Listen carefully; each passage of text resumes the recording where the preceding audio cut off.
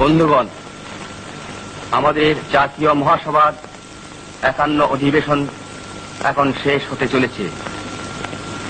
আমার পক্ষে এটা বড়ই আনন্দের বিষয় যে এবারকার কার্যাবলী এমন নির্বিঘ্নে সুসম্পন্ন হয়েছে।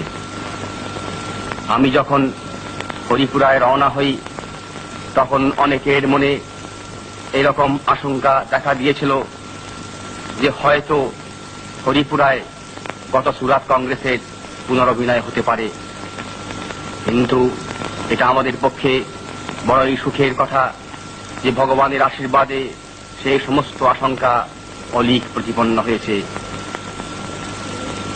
বন্ধুগণ, আর একটা কথা ভেবে আমার মনে আজ আনন্দ দেখা দিচ্ছে। এখানকার অভ্যর্থনা সমিতি সর্দার বল্লভভাই প্যাটেল মহাশয়ের পরিচালনায়